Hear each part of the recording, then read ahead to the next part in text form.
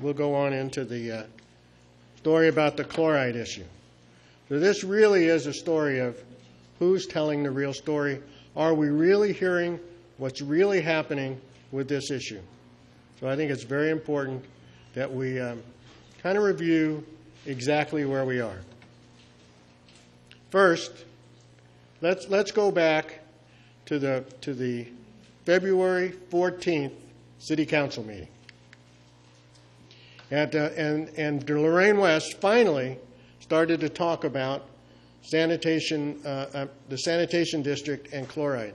So at that meeting, she responded to two people that showed up there in public participation. If you want to see the full video of what she said and Marcia's comments at the end, you can go to SCV TV, look at City Council videos, and look at the public comments on chloride. You can see what she commented, and you can see what Marcia said. But what I'm going to bring you is a little 5-minute clip of what happened, so that you can listen to what she said, and then we're going to talk about each one of those items, and then we'll go back and we'll talk about what we had heard at the Sanitation District scoping meeting just 1 week prior. I will never change anybody's mind who already has decided that they have all the understanding information. But I would like to share with some of the people that are probably wondering, why do we have to do this? And the city attorney will tell you very clearly the city council does not have purview over the sanitation district, and the place to bring forth your concerns about sanitation district issues is at a sanitation district meeting. And that would be correct. Also, the fact that these hearings are being held out in the Santa Clarita Valley is a very important part of a process, because the point of those meetings isn't to hear from the political bodies. The point is to hear from the citizens who have a lot of thought, concern, and things to say. And I, for one, think that is an incredibly important part of a process. What is disturbing is the lack, even though I will say that the newspaper and the radio station have done a lot of work to try to get the information out. What is disturbing is the fact that since this has taken place over 40-some years, that there's still huge gaps in the understanding of this. This gap, so along comes the 1972 Federal Clean Water Act, as well as the state's Porter Cologne Act, and both of those decide that the amount of salt and water that can go into a river, and it is considered a navigable river, is 100 milligrams per liter. Don't go to sleep, Frank. And the critical thing was that the law did not allow the addition of salt to the water. And so Santa Clarita was tasked with, okay, you've now got to solve this because you're violating Clean Water Act. And what we have done as a community is very unusual in the United States. We have removed our self-regenerating water softeners, over 7,000, probably 7,500 of them, and the chloride levels in the water have come down to under 120. The good news about that is that even though we still are mandated to reach 100 by state and federal law, it's a lot easier to solve a 20 milligram problem than it is a 100 milligram problem.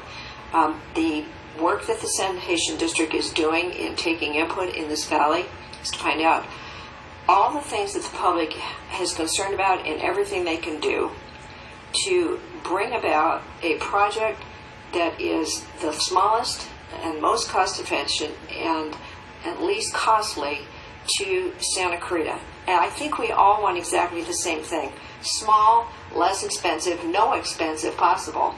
And we all understand that that to do that we have to work together. This is mandated by Regional Water. Regional Water is a group of people. There are 9 regional waters in the state, and Regional Water has mandated we comply.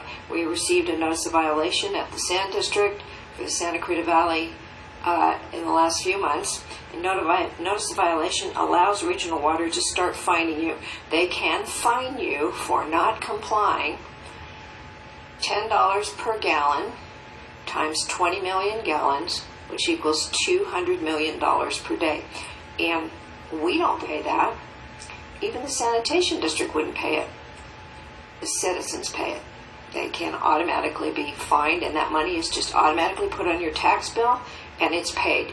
So when someone says, you just got to stop this, well, this is federal law and state law, and what we're doing is trying to prevent anyone from having money taken away from them that is rightfully theirs.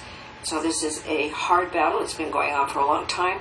The city manager, city staff has sent information along with the city council to the sanitation district. We have argued hard the case. We have argued hard against regional water. It is the sanitation district's job to, one, comply with federal and state law because of public health and because of the farmers downstream. And it is our job in every possible way to make sure that this valley is treated the very best and the most fairly with whatever the least amount is that can be done to comply with law. But make no mistake, there is no way for a community with a sewage system to say, I just don't want to do anything. That isn't allowable. And I hope that we can get a project that is very, very, very efficient and less costly. And at this point, there is no project. There is only taking the input and trying to find out what will comply and what will work. I hope. Now, one of the things that we do here at the Canyon Country Advisory Committee, which I think is excellent, is that we try to bring you both sides of issues, and we try to tell you the truth. So we want to just think about some of the things that got said. I personally feel insulted when someone tries to give me a dummy-down answer to a particular problem. I want to know what the real story is. So let's take a look at some of those things that got said. The first thing was that the City Council does not have purview of the Sanitation District. Well, what do you think? The Sanitation District just miraculously appears? No, that's not what happens. Our City Council approves 2 of the 3 Sanitation Board directors. We have a majority on the Sanitation Board. And I'm sure if the City Council didn't like the job they were doing, they would replace them. So we absolutely do have purview of the Sanitation District, and we provided to them direction at past City Council meetings. That just isn't really the story.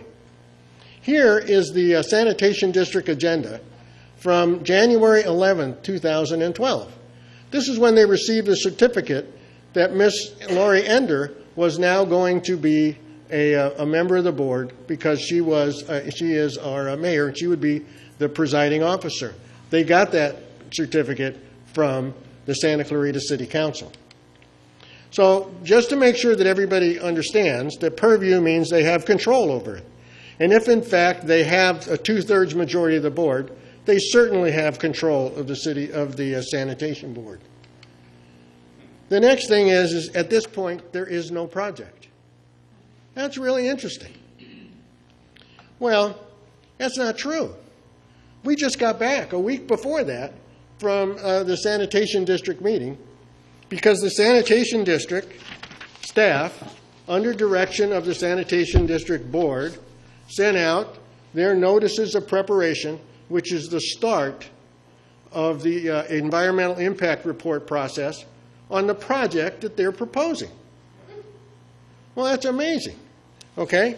And I thought there was also, I really believe the Sanitation District staff does their absolute best to tell us the truth. They're staff members, they're just doing work. That's a good deal. But one of the things that we heard was that Sanitation District scoping meetings were going to be advertised in the paper. And we kept asking. I mean, I knew they were going to occur. We've told you they were going to occur. And so when we went to the meeting, we said, you know, we never saw those ads in the paper. And they said, well, the reason why is because we sent you these pretty colorful cards that would tell you what's going on. And of course, I didn't have the card with me, so I didn't. I just took them at their word, right? Well, I just happened to find it, just quite by accident, and it doesn't tell you that when the scoping meetings are. It tells you that that a notice of preparation will soon be issued, and when it's issued, you can obtain it at a public library or on their website. but they never told us when it was going to be. So the meeting actually, the most notification that anybody got that this meeting was going to take place came from us. That notice of preparation and the presentation that they provided to us, which I'll show you some charts from, talk about the project. And they're looking for alternatives to what's described in the facilities plan, and that information is about the change to ultraviolet light disinfection and what they're going to do for advanced water treatment, and we'll talk a little bit about that as well. Hearings being held in the Santa Clarita Valley are a very important part of the process because the point of these meetings isn't to hear from political bodies. The point of these meetings is to hear from citizens who have a lot of thought, concerns, and things to say. Well, that's interesting, and it's partially true. They did hold 3 meetings, but we're going to show you that the 3 meetings had different purposes. And one of the meetings' purpose was to talk to other agencies. And unfortunately, they were very lightly attended. And as a matter of fact, one of the other agencies that attended the last one happened to be Solomon from Consolidated Water in Ventura. Okay? But we didn't have a lot of participation from our own area.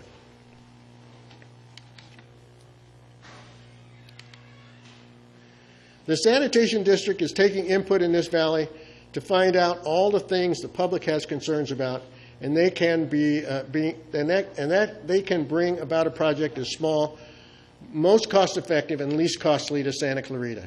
Well, that's partially true, because these meetings were conducted by the Sanitation District staff, but they're scoping meetings. They're meetings conducted by individuals that are tasked with finding out alternatives or concerns that they would have to answer during the environmental impact report process. When we talked to them about what's the need to do this on a general basis, they told us quite flatly, that's not what we're here to discuss. So it wasn't what everybody wanted to talk about or what your real concerns were. It was only to address the information that was in the facilities plan. So here on February the 1st at 1:30 p.m., that meeting, out of the notice of preparation, was primarily for agencies. But the public was invited to attend, and guess what? We were there. And then the other 2 meetings, the one on February the 1st and February the 9th, were specifically for the public. And we requested that we not only tell them what we thought, but that we give them written comments and concerns of any alternatives that we might believe could be considered or any environmental effects on the project that may have on your property or your community, so they can address it in the EIR process. This was the start of a project. Along comes the 1972 Federal Clean Water Act. I love this one. And along with the state's Porter Cologne Act. And both of these decide the amount of salt that can go into the river is considered a navigable river is 100 milligrams per liter. Well, guess what? That's totally untrue. Neither one of those laws have any quantitative limits on salt content. As a matter of fact, if you go out and you look at the websites that talk about those laws, the Federal Clean Water Act regulates pollutants entering surface waters. It is unlawful for any person to discharge without a permit. They don't tell you how much. They just say you have to get a permit. Well, where do you get that permit here in California? Well, that happens to be what the California Porter Cologne Act does. It assigns responsibility for water rights to a set of regional water boards, 9 statewide boards, okay, which were developed to enforce water quality standards within their boundaries. And guess what? The one in our area has members in it from Ventura, but none from Santa Clarita, okay?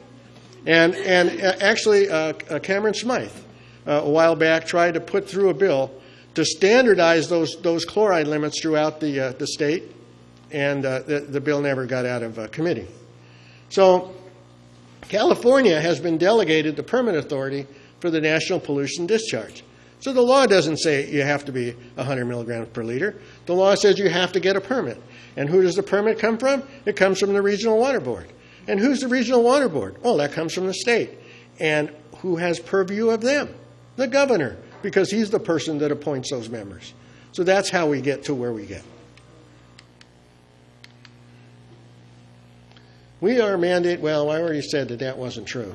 It's indirectly true, of course, because you have to get the permit, and whoever talks about the permit has to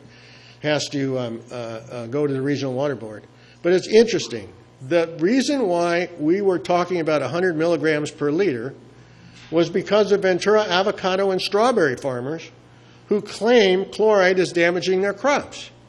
I'll tell you what, in January of 2011, we had the Ventura group here.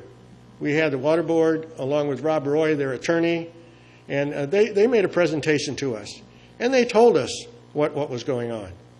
And maybe what I should do, that was before we started putting all these videos online. Maybe what I should do is take that video and put it online so you can see and hear firsthand where this requirement is coming from, because that is where it's coming from. Allows Regional Water Board to start fining us. They can fine you for not complying $10 per gallon at 200 million gallons is $200 million a day. Really? I think that's the most absurd thing I've ever heard. Because, let's say we can build this plant in a year. That would be astronomically quick for anything that happens here in California. And we got fined for a year at $10 a day for $10 a gallon for 200 million gallons for 365 days. That's $73 billion. All right? You want to see the Regional Water Board go out of business? Just fine us $73 billion. Because there wouldn't be enough tar in Home Depot and feathers at Beverly's for what would happen. Okay? That's absurd. A year ago, they tried to scare us with, they can fine us $100,000 a day. So we did the math. That's $3.65 million a year. We said, pay it. It's cheaper than building the plant. Then let's go fight with them. So this year they come back, it's $10 a gallon, folks. $200 million a day. Okay? But I think that's an absurd number. And if in fact, matter of fact, I was kidding with the guys at the Sanitation District. I said, you know what? Maybe that's a good idea. Let them fine us. It'll bankrupt the Sanitation District. And then we'll see what happens. And of course they got all upset, but I said, I'm just kidding. That's a joke, right? Here it is. Do the math. We'll go get those people a 4-function calculator, one that has scientific notation, and they can talk about it. $73 billion a year. Just imagine if your $73 billion a year, if there's 100,000 sewage units in our valley, that would mean that every household would get a tax bill on your property tax for just a little more, $73,000. Okay, and if there was 200,000, I don't know how many units there are in the Santa Clarita Valley, that would be $35,000. Can you just imagine what would happen? And the whole thing is absurd when they talk about it'll just magically appear on your bill. Now it turns out that there's only one group of people that can do that. So if in fact the Regional Water Board fined the Sanitation District, then the Sanitation District staff would propose to the Sanitation District Board that they need more money. And guess who gets to vote on it? That's how it happens, because this Proposition 218 district does not require a vote of the people. So we'll keep on going and talk about that some more. This is mandated by Regional Water. Regional Water is a group of people. There are 9 Regional Water Boards in the state, and the Regional Water has mandated we comply, and that's absolutely true. What did our Sanitation Board members do about it? That's what we've been asking them to tell us. What did you do when that happened? Well, I'll tell you what they did. They borrowed $23 million. $21 million of it was from the Sanitation District Capital Improvement Fund to pay for planning this project. So they've already borrowed money. Someone wants to say, we want to have a project that's low in cost and maybe it costs nothing. Well, it already cost $21 million. And I don't know about you, but that's not pocket change to me. So how do we know this? I mean, how did we find out this information?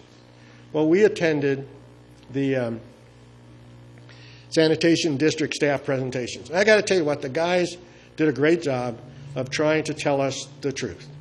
And at the end, we had some people that were talking to them about the issue that was going on, and I suggested they go to the council meeting because that's where the decision makers are.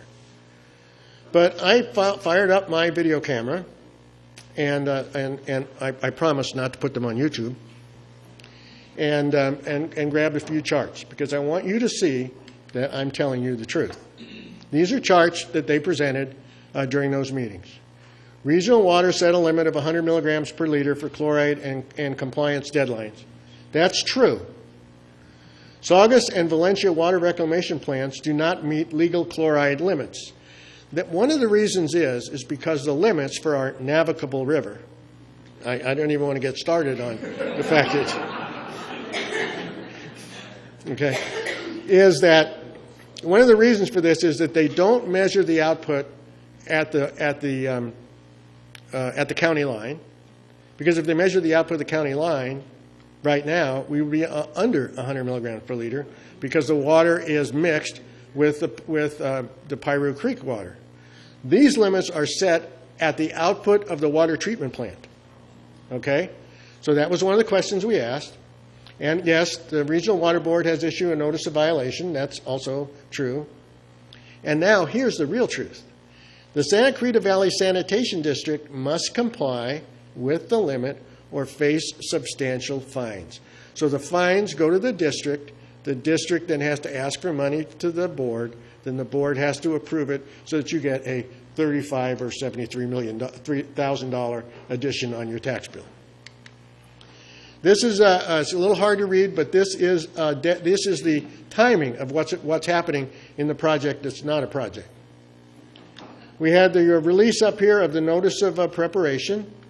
We had the scoping meetings where you can talk to the sanitation district and ask them and tell them about what your concerns are. Then they're going to go back and they're going to release a draft plan and an EIR by July of 2012. And then what they're going to do is they're going to have some more public hearings. So we should hear from them again. And then after that, they release the final EIR plan, and they go to the board and say, fund it. That's the way it works. That's the project. This is their chart. This is a description of our water reclamation plants and the fact that, one, they want to take the output and change from chlorine disinfection to UV disinfection because it reduces the chloride level in the water by 10 milligrams per liter. And then, where is it? They want to do some advanced water treatment and at one of the plants and treat it with reverse osmosis to reduce the chloride level and then mix the water between the two plants so that the output of both plants comes down below 100 milligrams per liter. That is the project that's not a project. Now, we all had some discussions about what to do. I offered an alternative. I said, Newhall Ranch is slated to build a water treatment plant. They are also on the hook to have reverse osmosis. Why don't we not do reverse osmosis at our plants? Why don't we just do UV disinfection? And then why don't we pump their water from the upstream plant, mix it with ours, and save the money of having to do reverse osmosis at this plant altogether? Because that's part of the expensive part of this project. Also, what do you do to get rid of the brine? And they haven't decided what to do there. Are you going to inject it in local wells? Are you going to pipe it to the ocean? That's not, too far. What are you going to do with it? So that's what makes the plant more expensive. This is the CEQA schedule. It's basically the same chart. Shows it going from January to December. So you're not going to hear much for about a couple of months. But in July, we'll probably hear from the sanitation district staff. Chloride project planning is in process. Don't kid yourself that it's not. It's being done on the $21 million borrowed from the Sanitation District Capital Improvement Account. By the way, that's not all that they borrowed. They borrowed $23 million $21 million of it was for this project, $2 million of it was for something else. We will have to pay it back to ourselves with interest. So you just don't get to pay it back. You get to pay it back with interest. And nobody knows how much this project is going to cost. And we've heard numbers like $200 million, $250 million, $500 million. Some people even said it might cost more than $500 million, you know. But what's a few million between friends, right? The EIR process is already started. The sanitation district staff did say that they would accept comments no matter when they got them. So if you want to comment, I can tell you how to do it. There will be a public review and meetings in July, and they will complete by December. Sanitation district staff did commit that during as this firms up, they will come to the Canyon Country Advisory Committee and present their findings. So hold on. So the question is, if our council could take on the CMEX battle, if our council could fight the Federal Bureau of Land Management and spend over $8 million in how many years? How many years have they been doing that? I don't know. Why aren't they putting the same kind of effort in the chloride issue? Why aren't they being so insistent? Why are they just seemingly allowing this to happen? Why the snow job? Why can't they just tell us the truth? We didn't ask for anything when we go talk to them other than, what are you doing? What's the truth? And so I think you heard at the beginning of the presentation Lorraine say, some people have already made up their mind. And I'm beginning to make up my mind. I'm beginning to think that they're just sitting here waiting and saying, please don't throw me in that briar patch. That for some reason, they want this to happen, and we're just going to get the bill. So wait for this. This is going to be a bumpy ride. You're going to hear that. You're going to hear about this a little bit more, and until it actually occurs. And my estimate is that we will hear about it right after the 2014 election. And as a matter of fact, that's really funny because the last time they raised fees was right after the 2010 election. So we'll have to wait and see what happens. But I don't want to be a gloom and doom person, but I want you to be aware that we have got to stay on top of this, and we've got to help our city make the right decision. Are there any questions? Oh, questions. Oh, my God. Then we'll get right to you, Joan. I saw you out there in the audience. That's it. Oh, I just had a question about, in my community, I know people still have the old-fashioned illegal soft water units. You can see them beside their houses. Does the city or anybody have any authority to go house to house and get rid of these that are bringing up the salt level? Well, from dealing with code enforcement, what I know is that they do not have the right to just arbitrarily go house to house. If the water softener is visible from the street, or if the water softener is reported by somebody, then they can go, and they actually do have to get like a warrant. It's not a warrant, but you have to go and get authorization, and they can go into that house and say, yes, you're not complying with the standard. Yes. Yes. Next question. Yes. The one thing that they haven't told you, and that would be your elected officials and also the sanitation district, is their dirty little secret with Newhall Ranch. And when they combined two of your sanitation districts, they made an agreement with Newhall Ranch that they would be allowed to put 6,000 of their homes on the Valencia Sanitation District plant.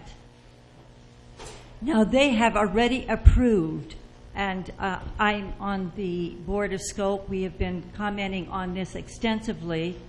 And when they approved Mission Village, the first village for Newhall Ranch, they have already approved that those homes, those 6,000 homes, will be going on to the Valencia sanitation plant.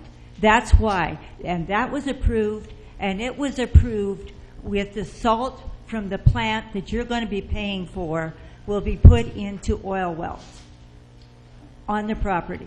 That's already in writing, approved by the county. And I am sure that everybody on that sanitation district knows about it. Well, Now, just as a point, Antonovich has been in there way over 10 years. So has Lorraine West and McLean. I just pulled their, when they were on it, they have been, our two city council members, they have been on there for over 10 years. Before that, Frank Ferry was on there with one of them, I believe. Okay. But the fact is, they know this. They had to agree to this. So you're right. Your plan wouldn't work because they need it for Mission Village. They're going to need it for Landmark, which they're going to approve shortly. It's a done deal with them. That's why you are getting all your funny questions. Well, I'm glad you reminded me of two particular items. One item is that we did ask the sanitation district staff. Actually, I asked it in two different places. One, I asked it with the financial guy, and then I asked it with the staff members themselves. I said, if, with the idea that Newhall Ranch can put 6,000 users onto our water treatment plant, and what is the criteria that they have to get off? And secondly, will they have to pay connection fees? And the answer that I got from both of those was yes, they'd have to pay connection fees. But then I asked them, when they get off, do we get to keep the connection fees, or do we have to give them back? And one group, the financial guy says, no, we keep them. And the other staff guy say, I don't think so. I think we have to give it back. So I don't know what's going to happen. But if, in fact, 6,000 users come onto our water treatment plant, that's $32 million. And the question was, what are you going to do with that $32 million? So nobody had the answer for that, for me for that. So, yeah, go ahead. Go ahead. Okay, two things. One is a point of interest. Wait a minute. You said two things last time. That's right. Two for the price of one. Okay. Last Sunday, my wife and I were in the Valley Produce Market that's at McBean and Newhall Ranch Road, and they had these beautiful large strawberries in there. So, and I always look at strawberries, find out where they're from. I will not buy Ventura County strawberries. And these were from Oxnard. I even know the family that did live in this area that has the strawberries. You never saw such beautiful strawberries in your life. So I don't know where the salty ones were, but these look fine. Anyway, the second item was that when you mentioned that they had $2 million for something else, if you recall, they notified us they needed $1.6 million from us, the residents, to upgrade some old antique electrical equipment. Now, for maintenance, they called it maintenance. We have in our rate to pay for all maintenance we should ever pay for. It's not to upgrade some old antique electrical. It's to bring in the huge hoses and the high current and power needed to run the RO plant, and they want us to pay for it. Well, of course. Of course. Anybody else? Yes, sir. Yes. One of the things I've heard is that a lot of the chloride is coming from upstream users, and they're major contributors to this. Is there any chance that we could get some of those upstream users to do anything to reduce their chloride input? There's a lot of farmers that are upstream from us that are doing things that are, soil runoff and stuff that they do with their fields that's contributing to this, and they should be paying part of the cost too, I think. Well, that's a valid point. The only thing that I would say about that is that they're talking to us about the output of our water treatment plant. So unless an upstream user would actually contaminate our input water, that wouldn't have anything to do with what we were paying, but it would contribute to the overall health of the river. And so it has its effect, but I don't believe that it really would change what we have to do. Anybody else? Yes. No, that's three from one family now. I think that it was at one of these meetings, one of those people from the sanitation district said that $21 million of that money, it was going to be like under $2 million just to do the environmental study. And now, what is the rest going to be used for? But I actually heard that. Now, the other thing that I heard, and I'm not even sure where because I've been going to several meetings, one group said that they could put the salt and put them into brick form and then get rid of them that way. And I'm not sure where they were going to put those, maybe in the desert or somewhere, but they were going to bury them. And how come this information isn't out there? I don't know. Don't know. If you think that's a viable alternative, you should write to the sanitation district and put that comment into their EIR study. One more. Una más. Unless things have changed since I was attending some of these meetings, I understood that a lot of the problem was that the water that we were receiving from the state itself is very high in chlorides. So if we are then going to be required to clean up the water, then as a contributor to the problem, should not the state also be contributing to cleaning it up? Well, that's one of the arguments that people have proposed, yes. You see that's the difference in the discussion that you're starting with right now and the discussion we had at the sanitation district staff. That discussion about the input water, what we could do to clean it up, what some of the other effects are, whether the upstream users have anything to do with the with the problems in Ventura. Those are decision maker questions. But the sanitation district staff are not decision makers. They came to us with a specific job. And the specific job was, it was a scoping meeting. Here was a project. Please talk to us about what alternatives to this project that you would want.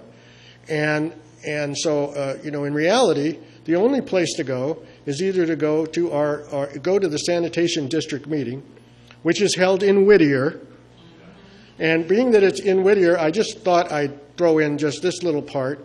Our sanitation district directors get paid extra to go to Whittier, but you won't, And they'll be allowed to talk as long as they want, but you won't, okay? So the easiest place to find them is at our city council meeting. And I still say public participation is a viable place to go ask them what they're doing, because since they're appointed by our council, they're under the purview of our council, and we should be able to talk to them. Thank you very much. Aren't they going to put a high